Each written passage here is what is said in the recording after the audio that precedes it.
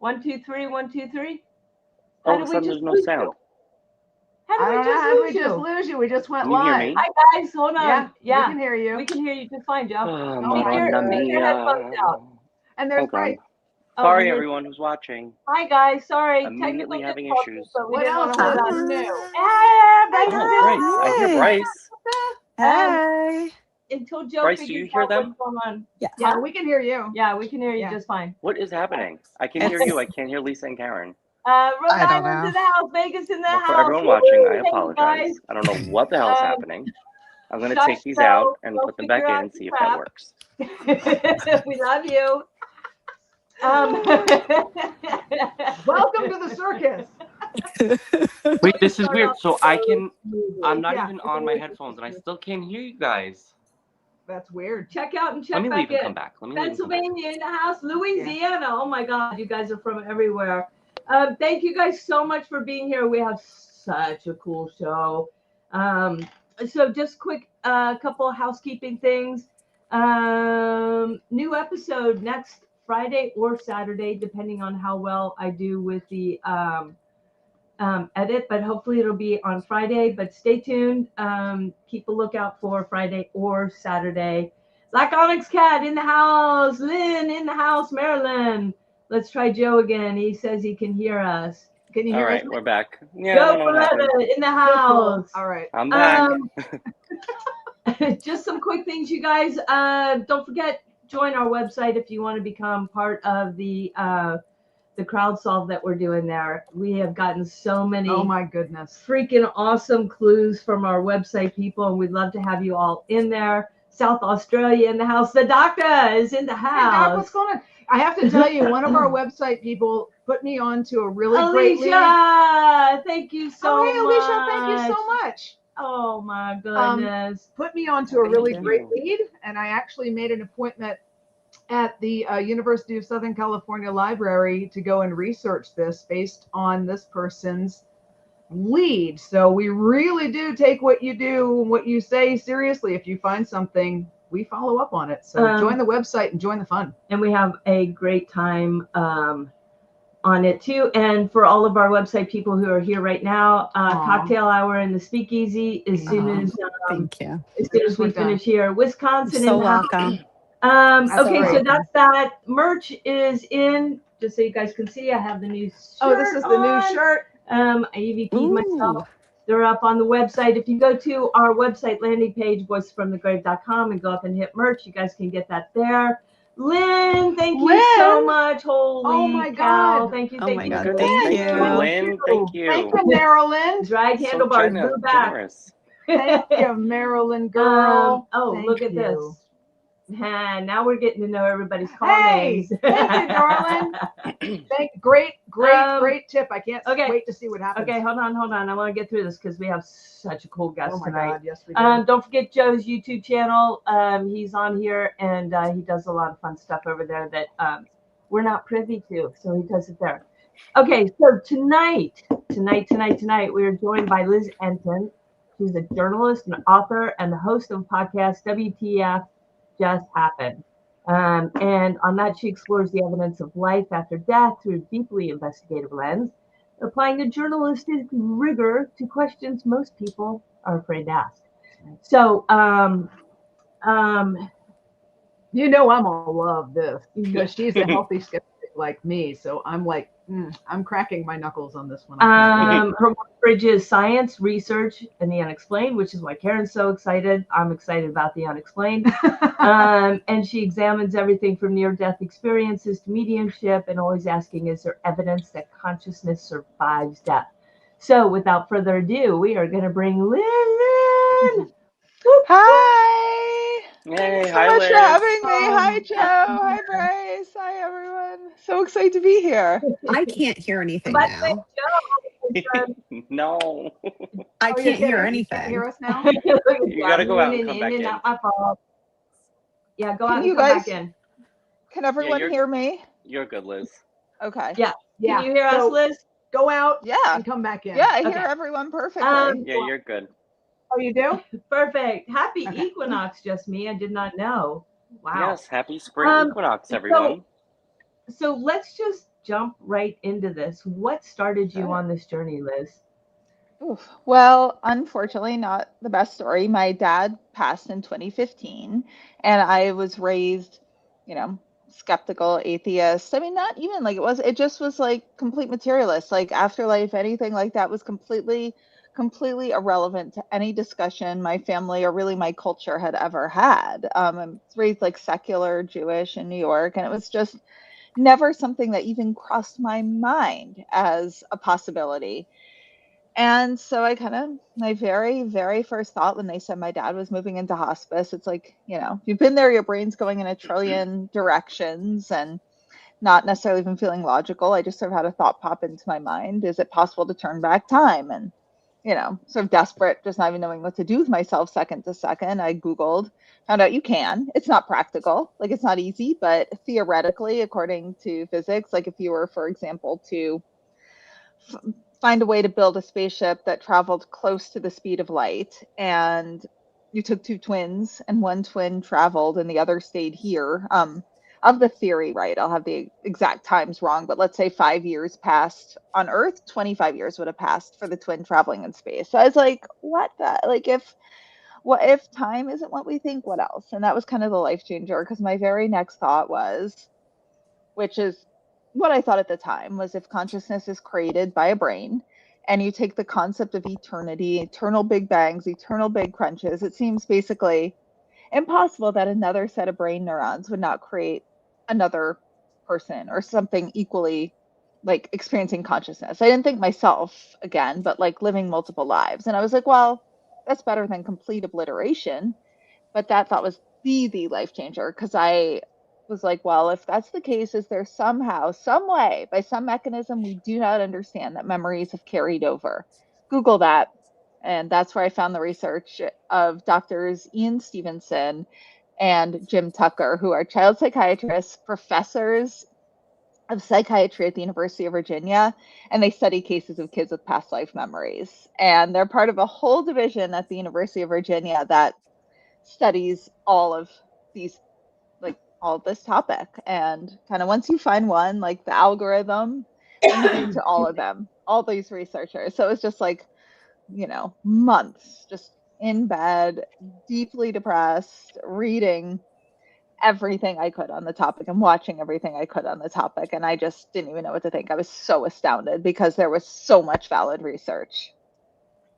Have you ever seen the show Psychic Kids? Did you ever watch that when it was on? It was on about 10 years ago with Chip Coffey and Joanna Evans. Thank you so much. I didn't want to interrupt Liz. Thank you. Yes, thank you for your generosity. Thank you. It was a show. It was hosted by Chip Coffey, a psychic medium, as well as I think Kim Russo did one and CJ Sellers did one. And it was just like the coolest thing, because you had these kids that had this ability, but then they took it a step further to past lives.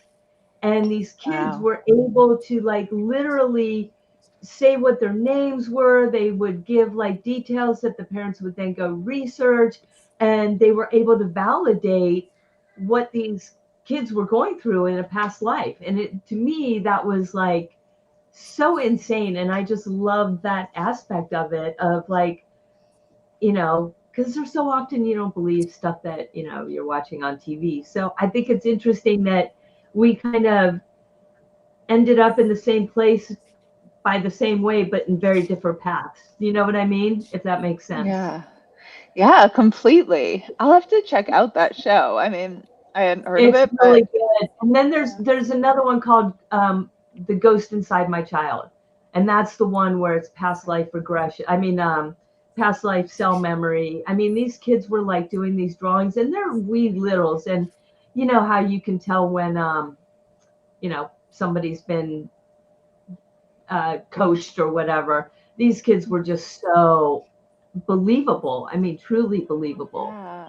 So yeah, it was a pretty cool thing. So Lisa, I'm sorry to interrupt. Now I can't hear Liz, but I can hear you. So I don't know if I should leave, and I just heard Joe. So should I leave and come back, or is there like something we can? You don't have to just leave and come back again. Okay, I'm sorry. I'll be right back. And everyone else can hear me, revolving host. We're just going to keep like. Sorry, everyone. It's not our fault. I think it's the ghost. Really not our fault. We got on here early and did our sound checks. Okay, so I want to know about the one piece of evidence that really made you stop and pause, kind of like an old trap moment. Oh my God! A WTF moment, Liz. A WTF, exactly.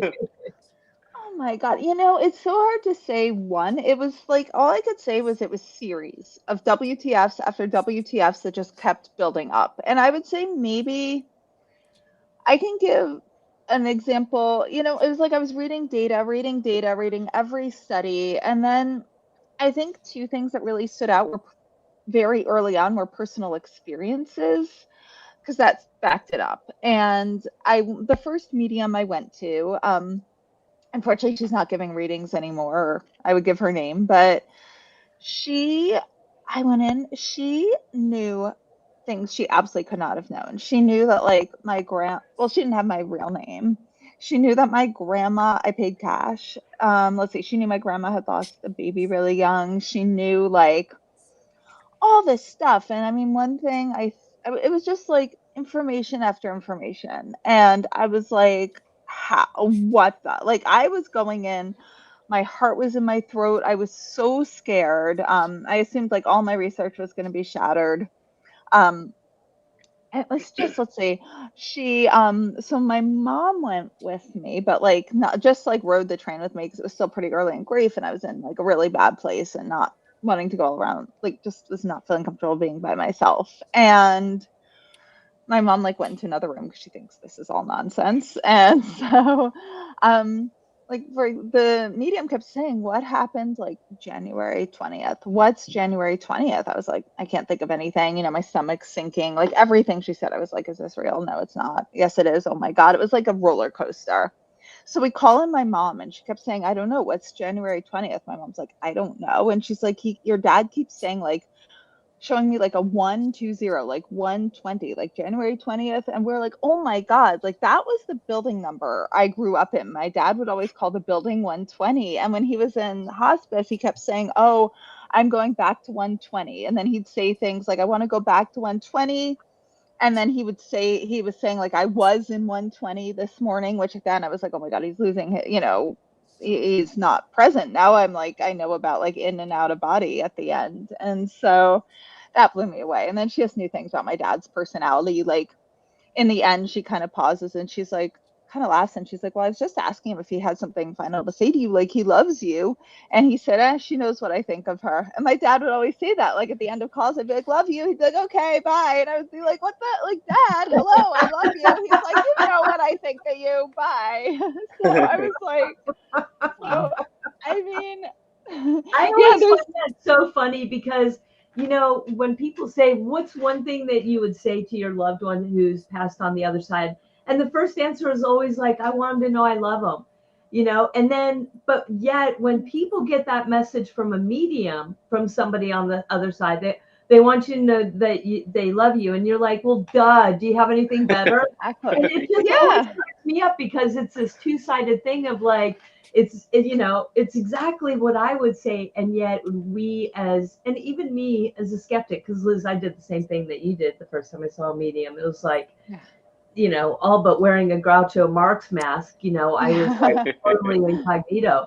So it is, I think, ironic to me how, we need that like absolute thing. And you kind of got it with your dad in the way that he, signed off. Mm-hmm. And I think that's really cool. It was. Yeah, I can't say it was the absolute thing. I mean, have you got the absolute thing though? No, I mean, I've had multiple readings. I've had multiple signs. I don't know if there is the absolute thing, like, because you can't. I can tell you for a fact that there is, and I've gotten it through Joe, but I also it's most recently in my mind because I was talking to Bryce about joining our show. And there was a song that, like, you could Google 1,000 things about me and you would never frickin' know this. There's just no way anybody on the planet knows this besides Karen. And that was my ex-partner when she was passing away. Trying to release her, I was singing the song "You Are My Sunshine," and Bryce literally in the middle of like talking to me goes, "What does the song "You Are My Sunshine" mean to you?" And it was just like, "Are you kidding me?" Oh my right God. now? Yeah, and so That's it was amazing. really that kind of absolute moment where you're just like, well, of course, you know. I mean, I don't think you can get any more definitive than that. Here's a good question from Amy for Bryce and Joe. No. Well, No. no, it doesn't have to. But if you are so when you get a reading from a medium, we're still human. We're still people. We still have an ego, right? So all the information is filtering through your mind, through your personality. So you can think of the medium's mind and personality as like a filter. So if you're getting a reading from someone who is very religious, then yes, religion does matter. But as far as like if somebody was religious in life, if they were Jewish, if they were Catholic, if they were Muslim, if they were a Wiccan, whatever, it really does not matter. Like anyone will come, if they're going to come through, they're going to come through, and they're probably going to give very similar information as far as like what it's like on the other side. And it really, that's like a living person thing. But as far as like with the medium themselves, like it really is more how I guess like a medium would interpret it. You know what I mean? But Bryce, do you have any sorry, I just like No. completely jumped the line there, No, but I'm no, I passionate about appreciate that it. one. Yeah. No, I appreciate it. I think I agree. I took the question. I don't know if Oh it was no. more of like the latter, what you were saying about Can if you guys somebody hear was her? religious. You guys can't hear me? No, we can hear you. Okay, now Joe can't. I don't All know right, well, what's I going can't hear on. Bryce, Okay, but we'll well, work just with it. trust that I'm saying the right thing. Lip read, Joe. Lip read. You're a psychic. You should know what Oh. she's saying. No, so all the time I'll have somebody come through that was super religious here in the physical world, and then I'll have someone sit with me and say, well, I don't know if she would really be into this stuff, coming through in a reading. But I think more so they'll just show that they were religious, but that usually I feel like it's just like a universal language of love on the other side, and it has nothing to do with kind of religion or those types of beliefs once we've crossed. Not that we can't take our values and things with us, but it's just as far as coming through in a reading, it won't make a difference. True that. All right, Karen, I know you have tons of questions and stuff I you do. want to talk about. You take the lead. I want to go back, Liz, to something that you said. First of all, my condolences on the loss of your dad. I know how that is. I lost my dad in 2018 too, and it's just Oof, sorry. yeah, it's horrible. Yeah. Condolences. It's horrible. But I wanted to go back to something that you mentioned when you were talking about the research that you were doing and all this stuff, and you talked about data sets, and that really hit me hard because that's what I work with, right? Is a lot of data sets, a lot of information, and try to hone it down into some sort of statistical significance, right? Yes. So can you talk a little bit about what kind of data is involved in what you're doing? Yeah, I mean, there's the research of the data done by professional researchers, such as, I mentioned doctors Jim Tuckerney and Stevenson, who will, break down each memory of the child and then align them. They'll track down the family of what they call the previous personality. That's one set of data, and they'll count up how accurate. So with medium readings, I mean, that's something I personally, whenever I get readings, I score them so I can go into that. Okay. And it's not an exact science because, some things can be a little obscure, but so I started from like my first reading, scoring each reading. Actually not the very first one, but after that I scored all of them. 'Cause I didn't realize to record the first one, but now I know to do that. And then I would make like a chart. I would be like wrong, unknown, like I love that. yeah, like wrong, unknown, like accurate, like you've lost a grandma. Okay, yeah, that's accurate, but not mind blowing. And then like in it, like mind blowing, and then like blow you away, like a name, a very specific memory. Like there's a hobby of my dad's that, like, if you get it, it just is like something that absolutely is like very, very specific. And so I'd make those categories, and I would, just kind of made up scoring, how many, like, of all the points, and just made a whole like system that I used to see how accurate it was. And, and it's not an exact data science, because like you can get 100% accurate reading and it's terrible. Like, I could give you 100% accurate reading right now. Like, you have like 8 great grandparents on the other side, like, Right. I see your grandma baking cookies, like, at some point, like, I mean, the odds are in my favor that I could give you a really accurate reading. So it's, so it's a little bit like you have to bring a certain intuition to it, because there's also some where a large amount was wrong, and then they got a few that were just so right it blows you away. So what is that? And which is a better one? That's like C, average, all accurate, Right. of versus like maybe 80% wrong, and like what's right is so right that it's absolutely inexplicable by normal means. So it's like not an exact data. But and then you try to do that, like all of this stuff you can kind of bring it's not accuracy really points to. What you're doing is very interesting, because it's not that different from self-reporting studies like in sociology and psychology. So you're dealing with people self-reporting. People can lie, people can fudge, people can manipulate the data, and you're really not sure what you're getting. You're not manipulating data. You're actually using a solid source, a solid foundation that you figured out for yourself to score certain aspects of a medium reading in an objective way, as much as you can, and taking as much bias of it out of it. It's either factual or it's not. It's either accurate or it's not. That's 2 data points. That's a dependent variable, so then you can take in the other independent variables and switch them in. You can actually do a study on this based on what you're finding.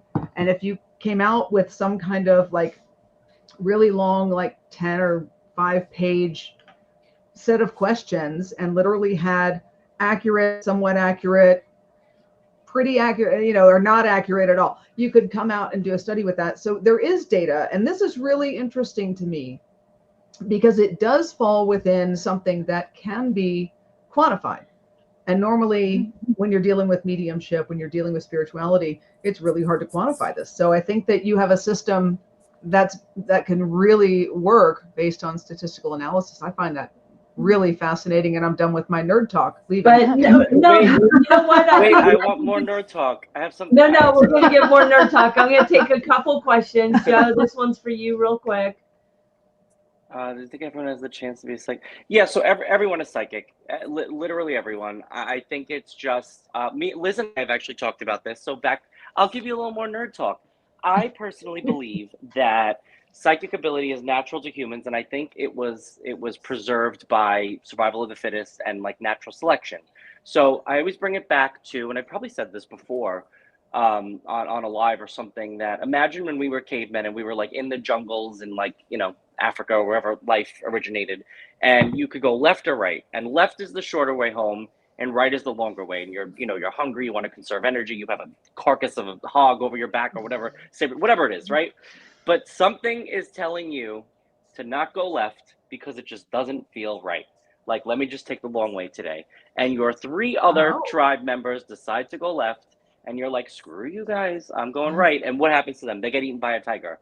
And if it weren't for your intuition, you would not have survived. It is quite literally textbook survival of the fittest, natural selection. So I really think that we as a human race are all psychic, because what better defense mechanism than just completely avoiding danger for no friggin' reason? And you'll hear people today in modern times say like, oh yeah, like I had this weird thing happen once where I narrowly missed a car accident because I drive the same way home every day, and this one particular day I decided not to. I mean, Liz, how many times have people told you things like this? Or like 9/11, so many people have been like, yeah, I was going to go to work that day and I just woke up and decided like I was going to take the later train. Or so many people, have instances like this. And I even notice psychic ability spikes with a lot of people when they're super stressed, have a lot of anxiety, really difficult time in their life. I've seen it with people in my life where they're like going through a divorce or something crazy is happening at work, and they're miserable and they're so stressed, and they're like, I've been so psychic lately. And I think it's just a survival mechanism. So I think we all have it. I think it's like anything else. Anyone can learn to sing, but chances are you're not going to sound like, Whitney or Mariah. But some people are just more gifted, and some people can just That do would it. definitely be me. You're the average. So yes, to answer your question, long story long, I do think everybody has it. It just depends on, natural aptitude and how much you work it. That's really, I think I agree with you 100%. Bryce, why don't you take this one? When Okay. communicating with spirits, can they lie or do they have to be truthful? So they can lie, but I think we feel that it's not them being truthful. Do you agree with that, Joe? I don't know if he can hear me. I don't think he can. So like for example, sometimes I'll communicate with somebody's relative and they'll say like, I'll get some defensiveness sometimes or things like that. And I feel like it's like not completely truthful, but I can feel that it isn't. So it's almost like the energy around it is like a cover up of something else, but they can lie, but you know that they're lying. I think that's the right answer. Interesting. Yeah. That is really interesting. Yeah. Wait, can someone give me a synopsis real quick? What Basically, she said, she was can't asking, hear. if spirits can lie, and she said that sometimes, yes, they do, but you can tell that they're lying. Yes, I totally agree. Sometimes they'll say Yeah. something, and that Bryce, It's that's so like- true. Because even in reading, sometimes they'll say things, and I'm like, I don't think they agree with this. They're saying it for a reason.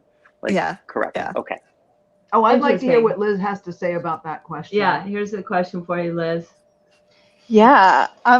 I mean, we don't know exactly how it works, but I think that is what's going on. All right, as best as we can understand. Like, I might add some other aspects to it too, but I think like I think they probably could both see and hear us. But it's kind of like, okay, so our bodies are made to see things on the spectrum between infrared and ultraviolet. Our Mhm. bodies are a certain size, and our bodies are made up of constantly moving particles that are in motion. All of the solid stuff we see in this dimension are made up of tiny, constantly moving particles.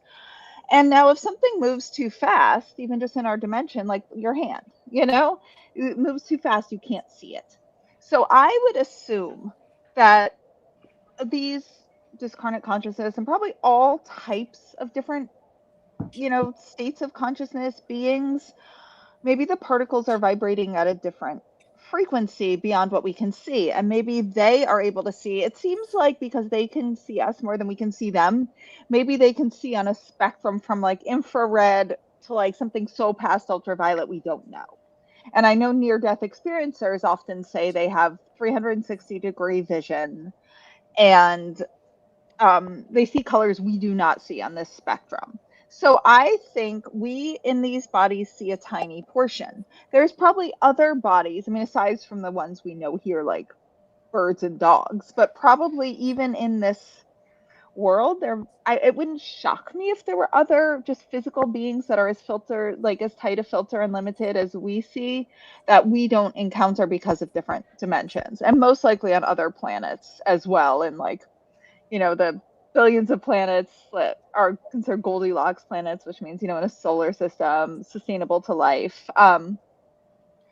So, yeah, I would think it's something like that, except it seems that they're at a frequency where they can see all of us and see time a little differently. So This goes to Tesla. We actually nerded out on this last week about Nikola Tesla saying, if you want to understand the secrets of the universe, think in terms of energy, frequency, and vibration, right? yes. And he just made a really interesting point about the spectrum of light. I use the light spectrum a lot in my forensic work. And if you look at the band of the different light frequencies and energy frequencies in a band, light frequencies, I swear to God, from ultraviolet to infrared is literally a sliver. It is a sliver what we can see. Wow. You deal with butterflies who see in infrared. You deal with other insects who can see, like if you have a purple flower, they see it in ultraviolet because it pulls them to that flower to pollinate it. It's on purpose. It's designed that way, right? Amy, thank you so much. Oh, Amy, my God. Thank you. Thank Thank you. you. Thank you. Thank you. Thank you.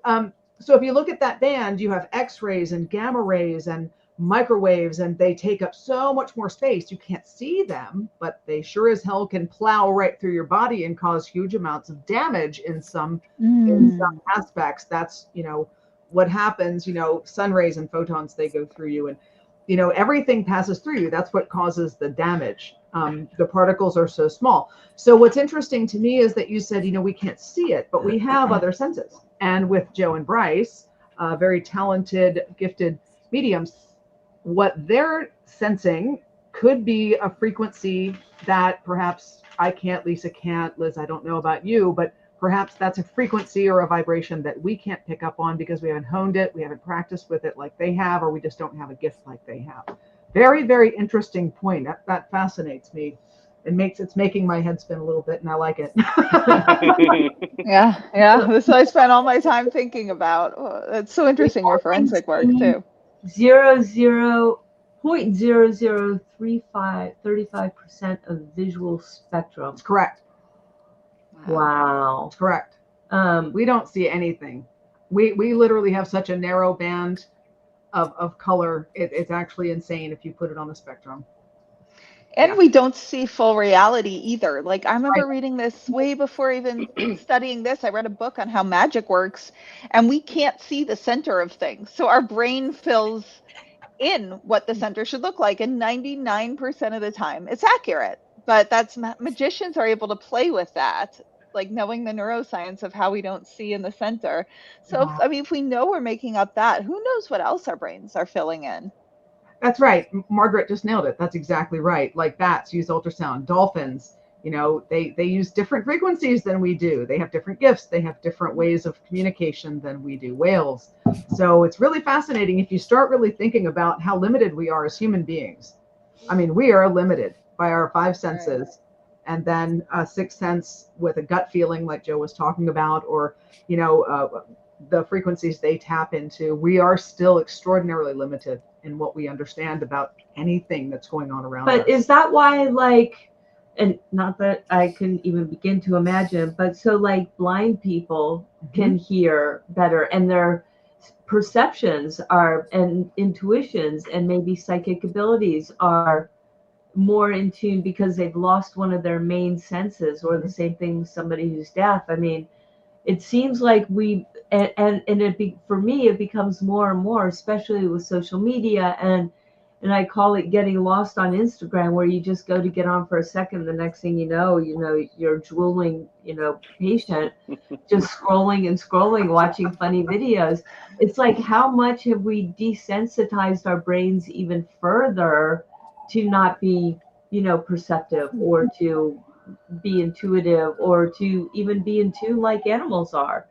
What our next episode coming up is with the cadaver dogs, and you just look at the sensitivity and what they're feeling in a place like where we go and investigate, and how their senses, not just their nose and what they're looking for and how they're trained, but the rest of their senses and what they're bringing in. It's all just super kind of scary and interesting at the same time, because I worry that we use such a small percentage of our. I know.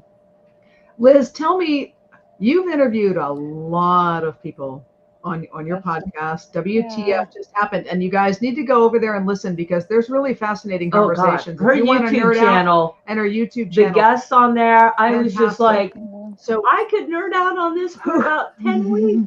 Who was the guest that you had on? You've talked to neuroscientists. You have talked to some really, really extraordinarily highly educated professional people. Was there a guest that you've spoken to that really sort of knocked the block out from under your feet with what they had to say? Oof. Oh, well, Joe, of course. Me. Bryce is going to be a guest. It's so hard to pick one, because it's kind of a compilation of just all of them. I tend to be, it's so hard to pick one. I mean, every single one in some way. I mean, if we're going the neuroscience route, there's Dr. Jeff Tarrant, and he scans psychic mediums' brains, and which just is amazing. You know, Dr. Bruce Grayson was on recently, and he's a psychiatrist who studies near-death experiences. I mean, I'd say, you know, a bunch of the people from University of Virginia Division of Perceptual Studies have been on lately, and they're all just doing, you know, like a bunch of them, along with Dr. Diane Hennessy Powell's been on, and she's most known for this, but others like, you know, Dr. Marjorie Wollicott, quite a few others have also been working on, you know, the telepathy tapes research of autistic kids. And, you know, I think it's just the researchers that come in with such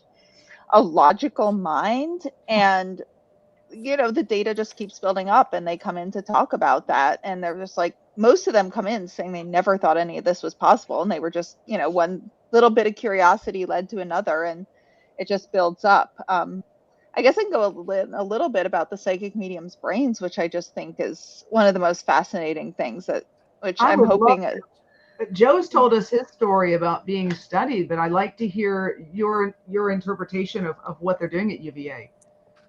Yeah, well, this isn't all UVA. I mean, UVA is part of it, and Dr. Jeff Tarrant does the research on his own of scanning mediums' brains. And what's just so interesting is, are all your listeners familiar with psychic readings versus mediumship readings? No. Okay, so psychic is when, you know, like Joe or Bryce would be reading like someone's energy, like facts about the person, like what's going on in their life. It's about a living person. And mediumships when they're communicating with, you know, beings who passed away. And those are two different, you know, types of readings, and the brainwave patterns are different in mediums when they're giving psychic readings versus medium readings. And, you know, also I wish I could speak exactly to how the brainwaves work, but also when mediums are giving readings, like the brainwave activity is not normal. You know, it's not just typical. And what, you know, I brought this up to Dr. Tarrant once, and hopefully, you know, we'll get refined, you know, enough to be able to eventually do this. This would sort of be a dream of mine, is every once in a while mediums will get something wrong. We don't know why. You know, it could be so many things. I have thoughts on that. And we want to see if there's like a difference in brainwave activity at moments, like exact moments, like when they get something wrong versus right. Or what, you know, I mean, you can't really plan for this, but even some of the best mediums will have an off reading. And Right. it'd be really interesting to see, is it brainwave activity different, or, you know, Wow. so. I think you brought That's up really a really fascinating. interesting point, just real quick, because I don't want to skip over it. There are a lot of people that confuse psychics and mediums. Sometimes, like when you're extremely gifted, like Bryce and Joe, they're psychic mediums. They know how to do both. There are some people that are just psychics and tell you, you know, I only can look into your future. And there are some people who are just mediums, like Calvin Cruikshank. He's just a medium. He's like, yeah, I don't know what's going to happen in 3 weeks or 4 weeks, but if you want to talk to your Uncle Joe, I'm right here. So I think it's, you know, you have to also know what you're looking for when you're going to go get a reading. So everybody just be careful of that, because you may end up with a psychic and they go, oh, you want a medium reading, and they just start, you know, bullshitting you because they still want the money. So. Right. I would hope that's not the case. Bryce, when you realized you were a psychic medium, and you started learning about all this, how did that work for you based on what Liz was talking about? Would you be willing to get your brain scanned like Joe did? I would love to. The whole time she's talking about it, and I've said it a million times, I was like, I love all that stuff. Like, I've told you guys, I like have always met my guests with a lot of skepticism, and every time I went into something, like, Sorry, Bryce. Jenny, That's thank okay. you so much. Thank you. Jenny. Sorry, Thank Bryce. you. No, I totally took the other route, right? I took like the very like tangible, like logical, like I'm going to go to school and grad school and get, you know, stable, like, you know, consistent career. And the medium stuff just kept calling me. Like Joe and I were talking last night about like when it calls you, it's just like you're eventually going to have to answer to it. But in that, I've always had this attitude of like, well, prove me wrong that I can't do this. I'm never the person to come up and say like, I know everything. I always think healthy skepticism is like I think it's important. And I think even when you're like meeting your own gifts and stuff like that. So anyway, Liz, we'll talk about that because I would love to get my brain studied. Oh my God. Okay. Yeah, I can see if We'll figure it some of the out. researchers. So real quick for Audrey, do some mediums have a better take on certain subjects, or Yes. you know, Yeah. would you So like to expound on that? sure. And then I was also thinking about when you were like, why do some mediums have an off day and stuff? And like, obviously, you have your theories and you said that too. Mhm. And you mentioned something before. I think it's important to keep in mind like reference point, right? Because like my reference point for it could be like totally different from yours. And then also, like you were talking about the brain waves being different at times where like something comes in that's wrong. The moment that you step out of like this like meditative state and you go into like your physical mind, it's not going to be, it's, we're just the vessel, right? So like when we physically try to, if we have to think about something, it's not going to be right. It's Okay. just not, because it like has to be like channeled. So certain subjects, that's what reminded me of that. It's our reference point. So like my lived experience is how I interpret messages. Like so many times in a reading, I'll have a flashback to a moment of my life and I'll say like, okay, spirit is telling me it's like this. Like, do you understand why it would be like this? And it's either exactly like that, or maybe there's a person in the scenario that has that exact name or exact relationship or whatever. So if um for example, I studied abroad in Spain, and I was doing a group reading last night, yesterday afternoon, and there was a family from Spain there, and I was able to tell like their exact like location where their family was from and like certain things about it, and it's because I had that experience. Does that make sense? Yep. So like Yeah. that came through specifically, and nobody was talking about Spain, but I was like, oh, I see like this part of Spain and this and this and this, and Wow. I think because I had that experience, I was able to kind of bring that forward, where somebody might say Europe, or somebody might say like a more generalized statement about it. Yeah. This is a question that I have for you as well, Liz. Have you spoken to remote viewers? Oh yeah. Okay, Yeah. so I've tell us had about some. that. So I've had Paul Smith on and Dale Groff recently. I'm hoping to have some more. Some more should be coming up. It's so interesting. I've also taken a remote viewing class with Paul Smith. You know, it's way of our consciousness behaving non-locally. Like it's another outlet to test consciousness that, you know, just behaving differently than we think, which is just using the five senses.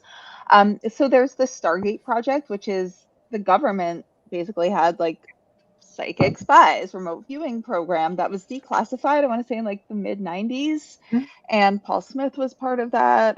Del Graff was like one of the founding fathers of it, and it's so interesting. So like they say it's very specific techniques, and how they say it's different, for example, from out of body experiences. Is an out of body experience, it's like, you know, theoretically, you know, your consciousness is out of your body going to another location. And remote viewing, people are given like target numbers, and they're able to, it's like the information's coming to them, which is a little different. And they're able to see exactly what's at that location. Some of the stories I just think are the most mind blowing about it. Ingo Swann is one of the first people who started remote viewing, and he, you know, in general, they say it's best, especially if you're studying it and researching it, to not try to do anything too exotic. Like just go to like very normal places on the planet. But Ingo Swann like was some like genius at it, and he went out into outer space, and they sent him to like Jupiter, and he was like, oh, I see rings. And at that point he comes back and they're like, okay, this is made up. We all know there's no rings. And then like 10 years later, everything, they like, as space got better, and you know, telescopes and space travel, he was right. And that was one example that's amazing. And yeah, another is like some of the, you know, Stargate project. I mean, they knew things. They were like sent to spy on a certain, like there was this area in Russia, like, you know, their army had. It was way like northern tundra, like back 40 Russia, Yeah. that there was no population, no nothing, and they were looking for weapons. They were looking for new construction. I read a book about this, and I was absolutely rapt, because I went, this is like astral projection almost, is it not? Isn't that kind of what they called it? This was the one they're saying is different in it. Yeah, well, so in Russia, in that area, they drew exactly what it was, which was Yes. like, I believe it was like an aircraft carrier carrying like fleets of like ships, or maybe ships carrying aircraft carriers. I Crazy. forget. It was like one of the biggest, and they drew it exactly. They knew the date it was being released. And so this is supposedly different from astral projection, and that astral projection is like the theory of going out of your body. Like and this is more you're in your body and the information, you're somehow extrapolating the information and it's coming to you. I mean, who knows? Like I would, one of my ideal experiments too would be to like study brainwave patterns of someone who can do both and have them go out of body to one location, have them go out of body and have them remote view the same location, or maybe, all sorts of things like that. Have two different people, one remote views a location, one goes out of body, and just see physiological differences. And, who knows? Maybe it's not as different as we think. Maybe it's just some people interpret it one way versus another. We don't really know. But as of now, that's how it's defined. Okay. And it's just amazing. And, there's also one thing I think so interesting about remote viewing, too, is it like, as with all of this research, it sort of distorts time, or shows that time isn't like the thing we think, because I believe it was Russell Targ, who's like one of the famous remote viewers, remote viewed a certain location, drew it. I believe he drew like an area with like a swimming pool and like a whole area like that, and he's completely wrong. Or some, it was like a swimming pool, like water tower, or something he drew and it was completely wrong. Like 10 years later, they ended up building exactly what he drew. So that's funny. I didn't even know that. Who knows? It's so crazy. Yeah, I think I have the details of it wrong, of like what it was, but the concept, that's fascinating. I know that the Project Stargate, I know over the years it was active for a couple of decades, really, in the secret area, believe it, around Maryland, right where I grew up.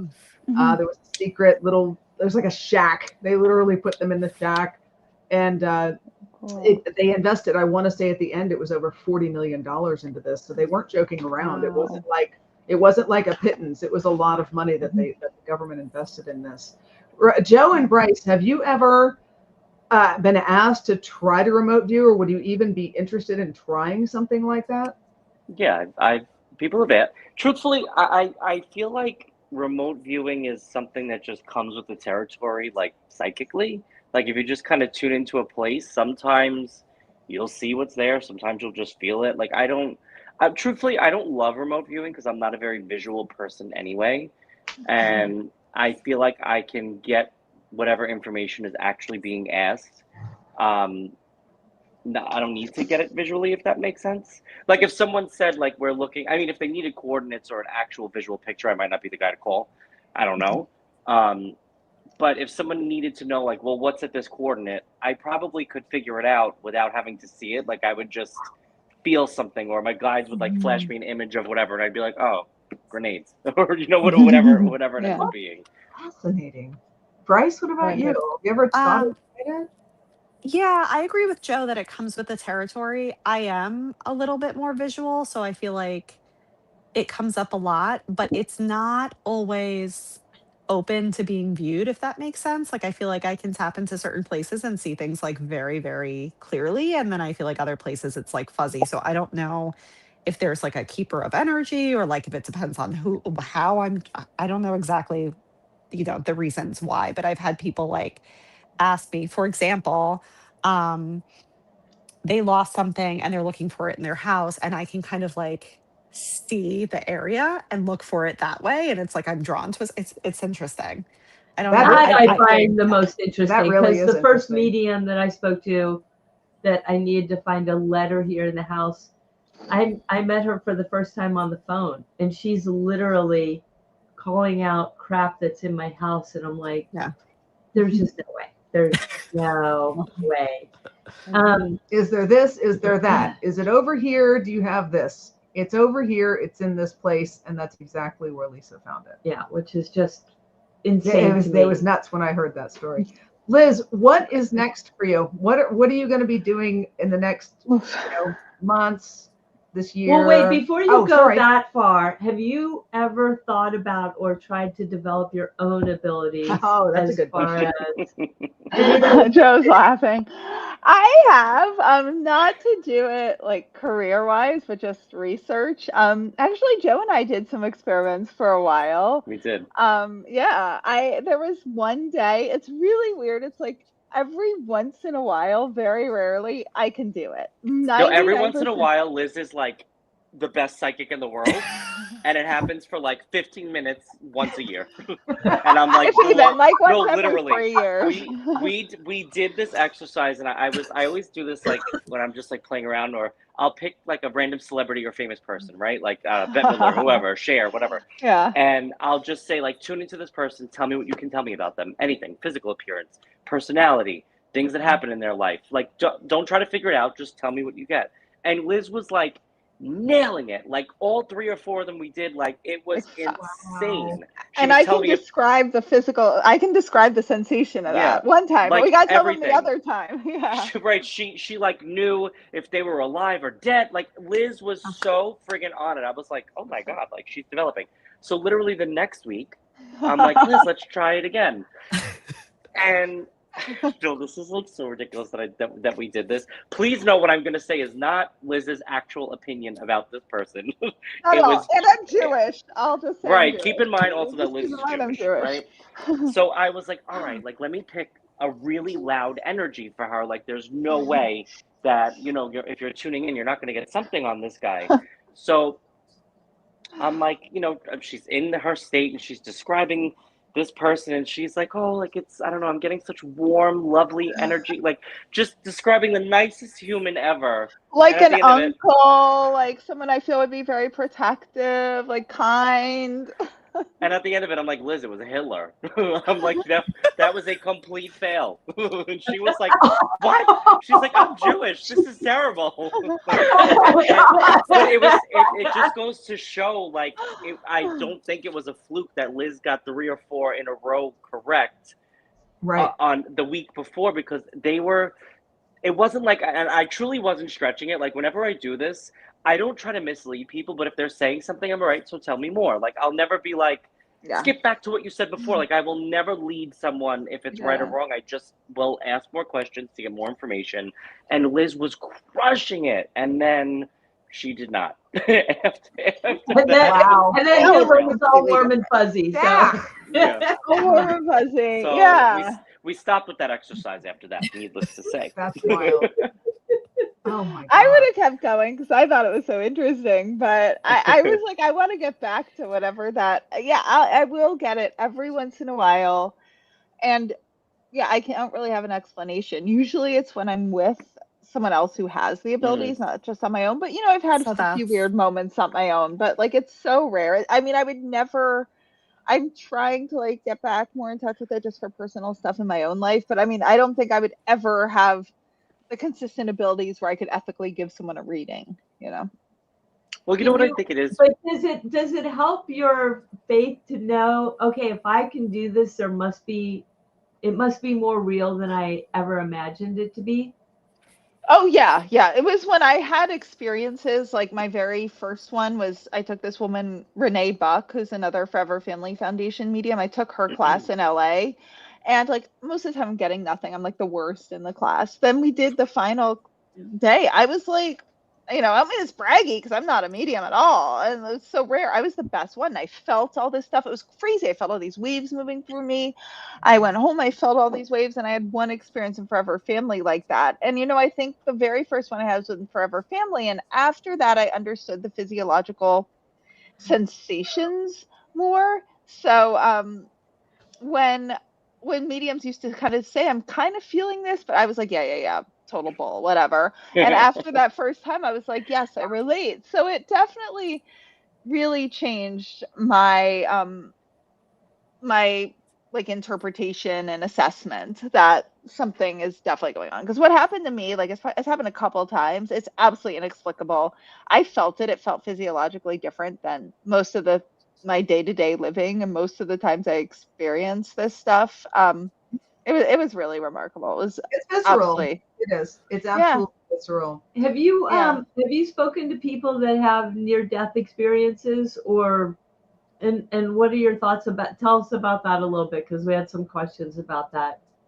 Oh yeah, I've spoken to a lot because I attend the IANS conference every year, International Association for Near-Death Studies, and I find, the researchers are just amazing. Like, I mentioned Dr. Bruce Grayson. There's so many, like Dr. Kim Pemberthy. I mean, just you meet the best people there at IANS. And yeah, I mean, first of all, when you talk to people, they're so genuine. Like, first of all, does everyone know what a near-death experience is? Should I explain? Yeah, go ahead.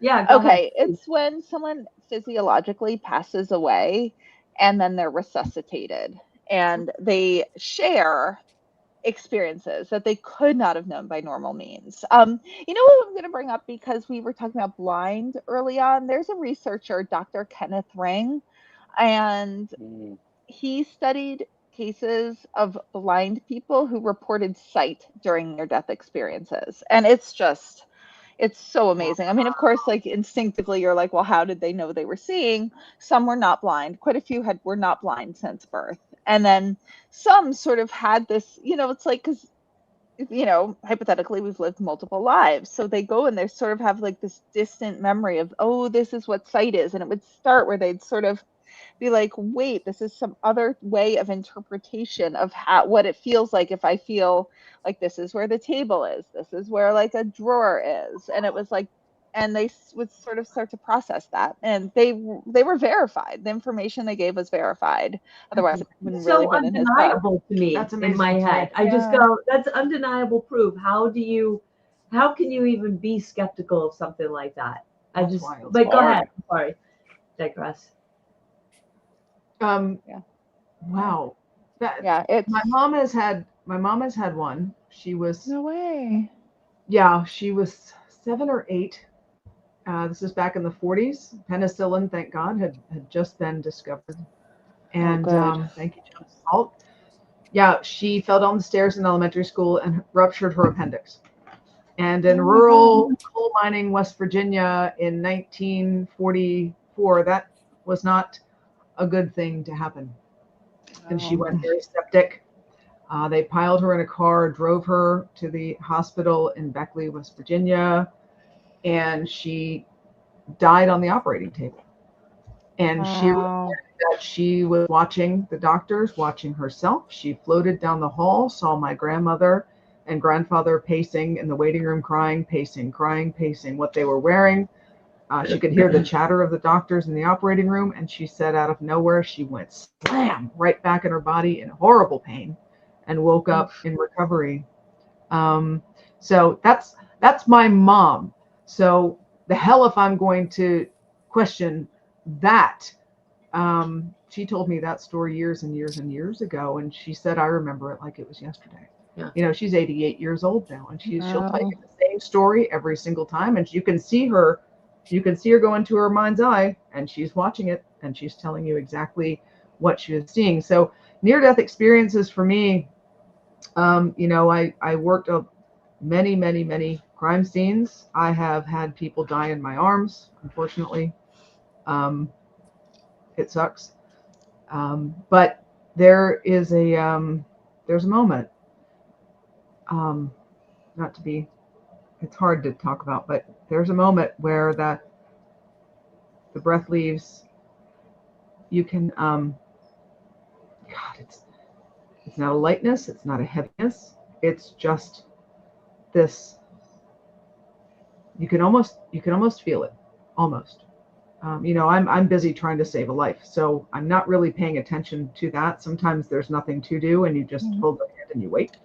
That sucks. But there is something to that. There's something that happens. I don't know what that is. I'd like to talk to a neuroscientist about it, and some of the people that you've interviewed about that moment of death, and literally what is the science behind that. And not just an NDE or near-death experience, but literally what happens at that moment, because there's something. It is something. I know it. I felt it. I've been there. Not many people can say that they've actually been there at the moment, a tragedy happens and somebody passes away. But yeah, interesting stuff. Yeah, wow. That's powerful. for you real quick. When we were, it's actually from the Los Feliz house the first time, and you guys were doing the dowsing rods downstairs, and you were asking Harry Schumacher if he took any responsibility for other murders, and you said, and don't lie to me. Somebody is asking what led you to have that moment of, and don't lie to me. I mean, truthfully, I don't really know. It's a long time ago. But you know, I talk to spirit like I would talk to anyone living. So if you're asking somebody something like that and you expect them to lie, I mean, Karen, when you're doing an interrogation, have you ever, you know what I mean? Like, I'm sure you said it to someone, like, tell me the truth, don't lie to me. You know what I mean? So I'm sure I said it. And going Yeah. back to Bryce's point, they can dance around a subject that, you know, energy doesn't lie. And speaking of spirit, you're using the language of energy. So if spirit is not being 100% forthcoming, or they're saying something that is false, you're going to feel it, even if you hear it in your head. So it's not like I was saying it because I thought I was going to get, because I've seen a lot of comments where people are like, oh, they're playing you, it's really the demon. We would know. Like, I want to set the record straight right off the bat. If we're saying it's not a demon, it's because it doesn't feel like one. And you could argue up and down, you know, well, you wouldn't know if it was negative because it's shielding itself and blah, blah, blah. But please take it from mediums. Like, energy is, I think, the purest form of existence. When we don't have this physical body, it's much easier to pull the wool over someone's eyes here in the physical world. When there is energy involved and you're reading energy, that's like when you meet someone, you know right away whether to trust them or not. And everyone in the room could be telling you, oh my God, they're amazing. And I'm like, no, they're not. You know what I mean? So you kind of have to trust the energy thing. But I think when I said that, it was just more like I was having a conversation with him, and I was like, come on, bro, like, don't lie to me. Like, you know, you can tell me. Because it was also late at night, so I probably was done dancing around them answering, you know, half-ass answers and stuff like that. So I think that's what led me to kind of probably say that. And truthfully, I was using the dowsing rods too, and I'm not the biggest dowsing rod person. So I don't fully trust the answers I get anyway. So I think that's also why I was saying it, because probably this just dawned on me. In my mind, I was like, well, this, you know, guy could just make them cross and say yes or no. And how do I know? Like, I wasn't having like the direct answer come into my own mind. So I was kind of you know what I mean? So putting that's it also into why an I said object it. it's disconcerting to me, because knowing you and Bryce and how talented you guys are, putting that into an object sort of takes away the genuineness for me. I don't prefer. And then there's also like the so many ideomotor variables, function, like turn your wrist or anything like that. Right, yeah. We have some other questions My here. MB Alex podcast I was is just going to say, too. Yes, have you, fantastic so stuff. Liz, have what you ever do you talked think to her? about, I was going to say, have you listened or talked to anybody from the telepathy tapes, and or what's your opinion of that? Oh yeah. So I had quite a few people. Like, the most known ones are Dr. Diane Hennessy Powell and Dr. Jeff Tarrant, and then there's a few other people who've been involved. I feel I'm nervous I'm going to mispronounce her name, Dr.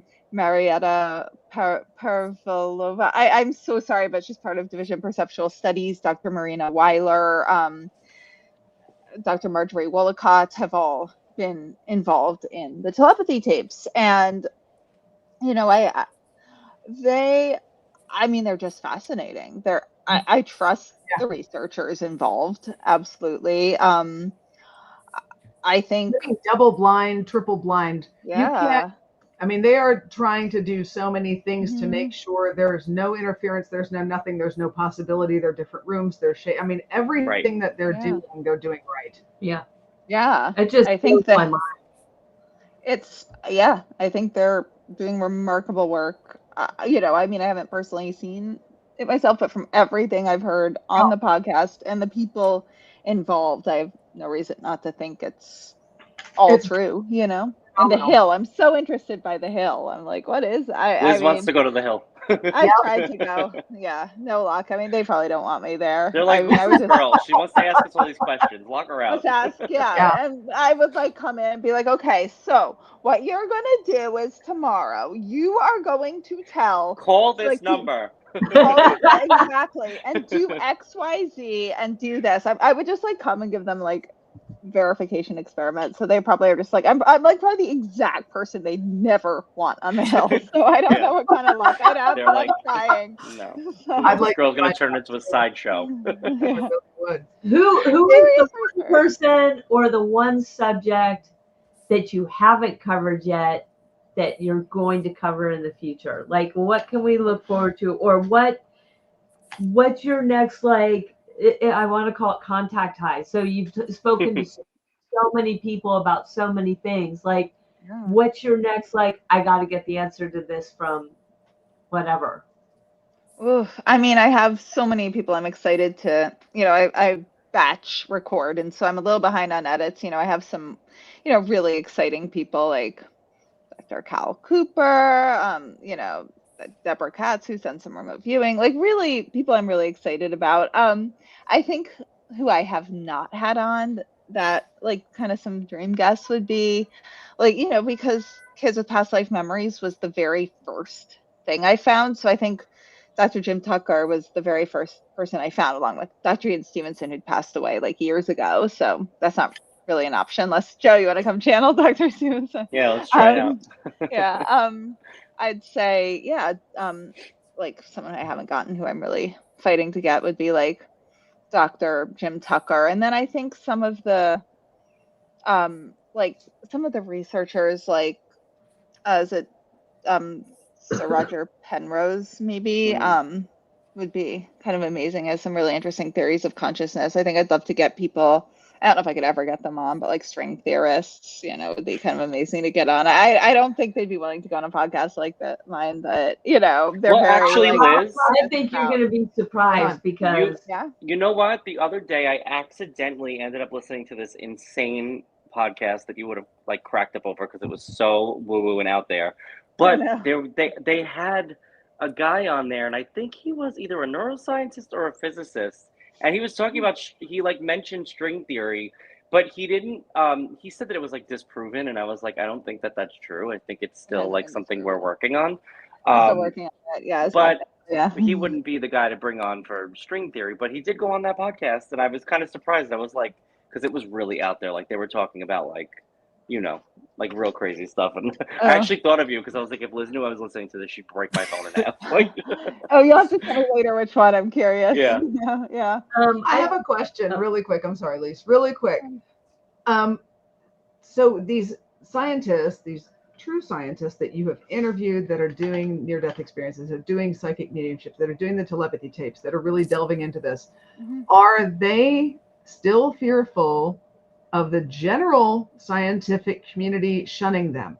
Because that is a lot of reason why many, many scientists will not go down this pipeline, because they'll lose funding. They will lose supposed credibility, even though they secretly talk about this crap in the background and don't think they don't, because they do. They just don't want to lose their funding. They don't want to lose their grant money, so they're not going to say anything.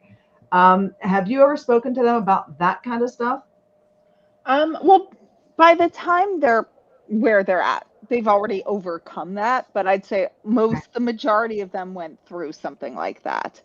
And yeah, they're past it by the time they're like where they're at, like at University of Virginia, and the type of research they're doing, they're kind of already out. But yeah, they went. A majority of them went through that. Well, Diane Hennessy Powell's her story is so interesting because she didn't she lose her license to practice for a minute because she wrote a book detailing her research about all this like ESP with these like savants, people have autism, things like that, and they literally like took her like doctorate away. And she had to fight to get it back after she published the book. Yeah. Wow. Yeah. Wow. Take somebody's doctorate away. Yeah, they like would not let her. Yeah, or I don't know if it was they took or doctorate, her license, like, but still. Yeah, it was crazy. This is breaking, I think, Liz. I think that we're getting to a point now where this total skepticism and all this crap, where people just completely dismiss it out of hand. I think we're moving a little bit. I think that table is turning just slightly, where people are having a bigger open mind. These people, physicists with quantum, with all this stuff breaking open, CERN and all that crazy stuff. I think that it's opening minds a little bit. At least I hope so. I hope so. I hope so. Speaking of people who have very closed minds, cops. You solve emotionally numb's question. Oh, Yeah. I didn't see it. Oh, do a lot of cops have paranormal experiences and not just I don't talk know. about it? I don't know. I've never talked to fellow cops about paranormal experiences, to be perfectly honest with you. It's not that it was a stigma for me. I just was so busy doing other things. It wasn't something on my mind. You know, I was focused on the job and not focused on that. Now, Lisa, Joe, now Bryce, these jokers claim that the reason that I was solving cases nobody else could solve is because I'm freaking sensitive and this other stuff. Maybe so. I don't know. All I'm saying is that I was so focused on the job and just focused on doing my part for the victim and their family that I didn't think about that.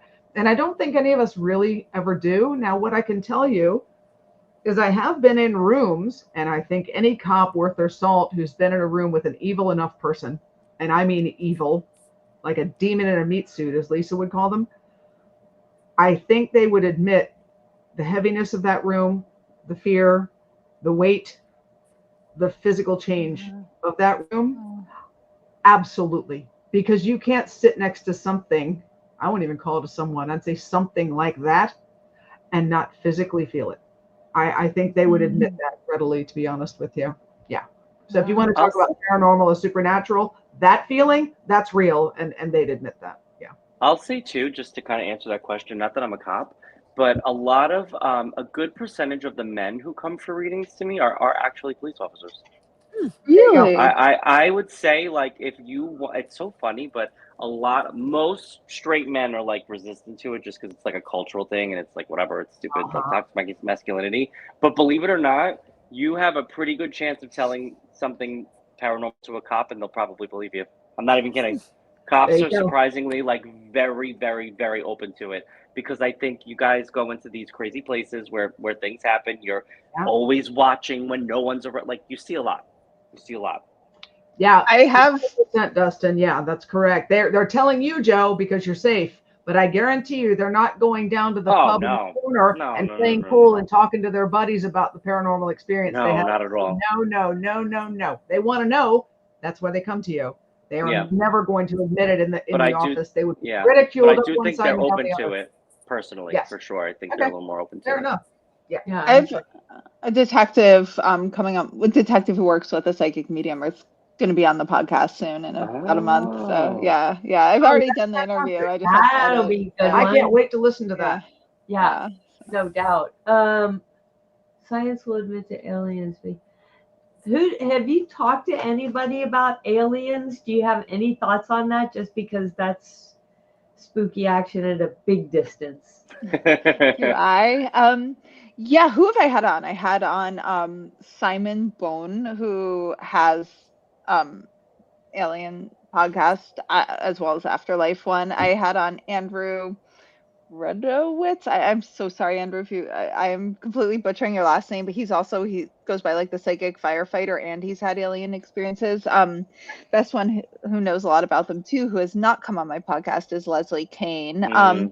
So what do I think about them? I mean, without a doubt, I think there's life on other planets. There's just no way. Statistically, it's impossible with how vast the universe is. Possibly multiverse.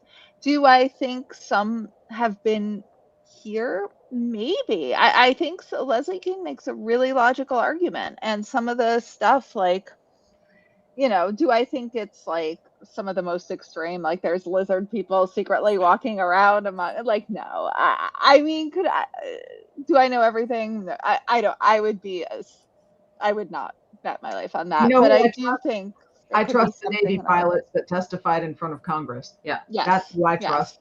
Yes. I trust them with my life. I was in the Navy. I trust those guys with my life. And if they said it, it happened. Period. Yeah. End of file. I don't question it. I believe everything they said, every single bit of it.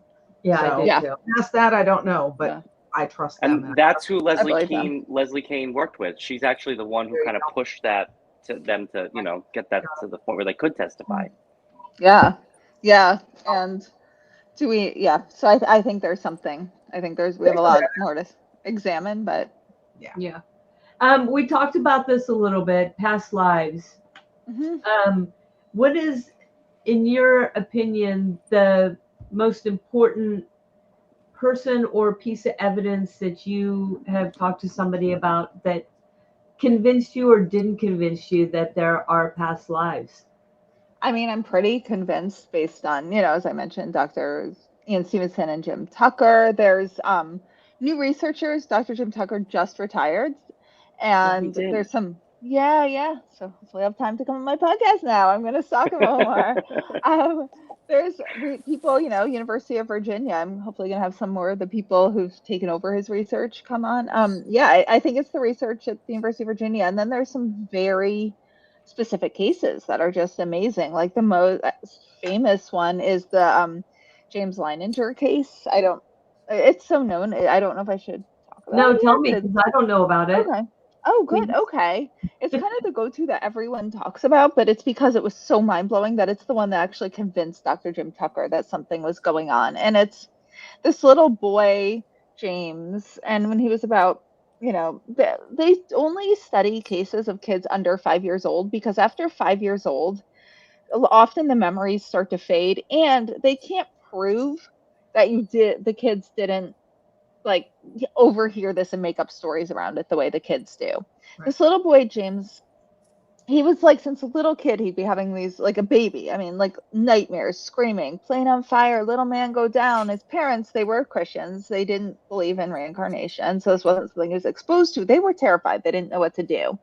And he'd wake up and he kept playing like plane crashes. And he was also fascinated by planes. They took him to a World War II like airplane exhibit, or just like maybe old airplane exhibits, but like he knew planes, like he knew all these details. Only like an expert pilot who specifically knew that time frame in history. He knew all this stuff about like one of the planes there. I think it had even been misnamed. Like he knew some really obscure stuff and was like, no, that's not right. No, it's not. It's a Mustang. Yeah, something like that. And then they call in Jim Tucker, who's researching it, and he said like the way the kid kept playing with like plane crashes, that's how kids who see real trauma play it out. And then just more and more facts came out that just a kid could not have known, and they traced it to another James, who'd passed away as a World War II fighter pilot, and he even ends up meeting the men who'd been in his Air Force troop, and they like share memories. And he'd had these dolls like with 3 different hair colors that were like little Air Force dolls, and he'd given like them names. Like the redhead was one name, the one with brown hair was one name, the blonde was another name, and they corresponded with men in his Air Force troop with those names. And just I remember this story, and it absolutely blew my mind. And it's so amazing. I had a lot of questions before I watched that, and it answered a few for me. So, wow. Yeah. Here's a good one that I don't think we've ever talked about. The Bermuda Triangle. Have you spoken to anybody about that, or do you have thoughts about that one? I have no thoughts. I know nothing about it. I'd have to delve in. Probably it's just one of the weird, inexplicable.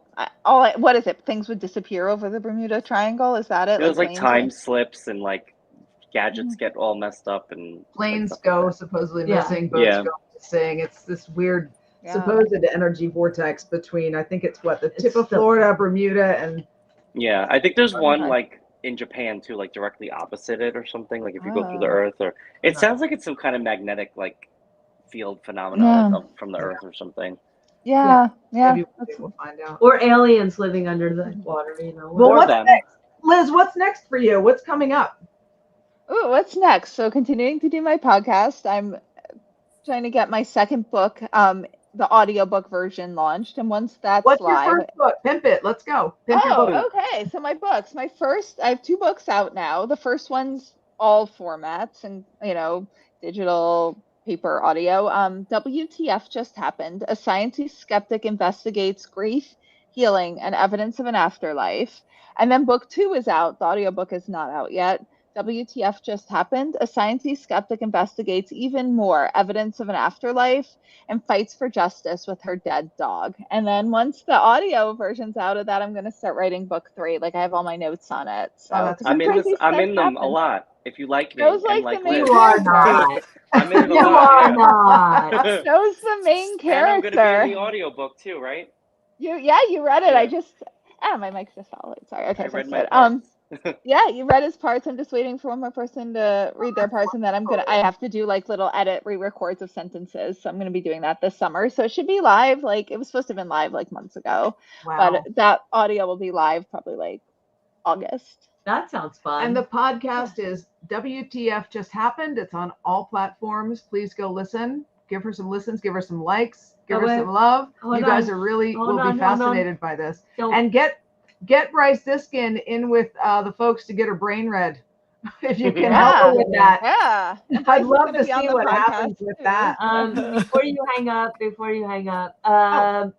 Skinwalker Ranch, I am obsessed with that show. I love that show. I cannot wait for every episode to come out. It is like my obsession. Amy, what is Missing 411? David Paulides. Paulides? Yeah, I gotta check that out. To check that out. Edgar Casey, have you ever talked to anybody about medical, where you have somebody like Edgar Casey who just reads a body for their energy to find out what their illnesses are? I have not had anyone on with that. I sort of have heard all these like second, third hand stories, but nothing I've gone further with of where like they went to a healer who knew. Like you got to be careful with that because I think there's a lot of like there's a lot in that, a lot of fraud and a lot of like I think genuine belief, but not true. There are MD doctors that will screw you over, let alone a psychic healer. Yeah, there's frauds in every. And you guys have to invest here, and we know that for a fact. So. Yeah. Well, I think something to examine about that too is the placebo. I think that like what is that? That's something. It ties in so much more than like the medical community really wants. That part I find very interesting because I think that there's a story that I remember when Patty was going through cancer, and that was there was a guy who actually had lung cancer for like a decade, and he was doing fine. He had this weird cough or whatever. And finally somebody said, you need to go see a doctor and have that checked out. And of course he goes in, doctor's like, you have lung cancer, it's incurable, blah, blah, blah. And he's dead 6 weeks later. And so I've always wondered about mind over matter. It's like when somebody gives you a death sentence, you take it or you choose not to. And I think that that's more important than somebody going, oh, I'm reading your body and you've got kidney stones. I just find that more interesting than anything else. I just think it's remarkable how our bodies can adapt. And when my grandmother, when she was getting older, she had literally zero cartilage in her knees, none. It was bone on bone. She didn't have a walker, didn't use a cane. She bowled. She took karate in her 70s. Okay. Zero cartilage, very, very, very painful, grinding bone all day, every day, walking, right? So I don't know why in the heck she ended up going to the doctor, but she did. And I guess my mother probably forced her to. And she walked in, the doctor took x-rays, did all the stuff, came back in and looked at her and said, Mrs. Cole, I don't know how in the hell you're upright right now. And my grandmother looked at it and she said, sweetheart, it's mind over matter. If I don't mind, it doesn't matter. And walked out. Oh my God. Yes, Grandma. Well, now I know where you get it from. Yeah. You think? Yeah. No kidding. I would love to talk to you about that because I find that very interesting. Oh, Doc. Well. Yeah. We'll have to it's very interesting. Chat about that. Real quick Very interesting. Question for you guys from Miss Anne Marie. Tarot cards. Can you see the question? Either one of you guys want to take that? We can use tarot cards for finding spirits. I personally wouldn't use cards for spirits. I think it's just kind of like feeling into the energy of like what comes up. It's a tool, but I think it's usually psychic information. I don't use tarot cards for spirit. What about you, Joe? I don't know if he can hear me. Oh, Joe, do you have any thoughts on it? So I don't know if Bryce said them. But yeah, so I mean, if that's somebody's method, there's so many different ways to work with energy. But truthfully, I've never heard of anything like that, and I wouldn't know where to begin. I would rather just either be a medium or get a medium to kind of like go into the space and see what they're feeling. I think that's a much more direct way than pulling cards. But I guess if you're not a medium and you work out a system, maybe that, it can work like that. But sounds more cumbersome and almost unnecessary. Yeah. Yeah, So, tarot it's is almost usually like psychic stuff. So Yeah. like for medium and spirit, I don't know how it would work unless you're kind of like giving the spirits your cards, and then it's like Joe said, cumbersome. Okay, last little bit. Somebody had a question about Stargate, and I don't know that much about it. Anybody want to comment on that, Liz? Yeah, I suppose I should. What was the question though? Just, I don't know. And tell me about Stargate and what your thoughts on it are. Oh my God. I mean, well, I think it's just so validating. It was the government researching, taking this, and they were getting results and results and results. And then, which people then say, why was funding cut? There's a lot of theories on that. One is, well, part of it is someone came in and took over who absolutely just didn't believe it. And I thought, wasn't there a religious person who was in charge too, like when they killed the project? Maybe. I think it was more just a skeptical, but it could have been through religion. Okay.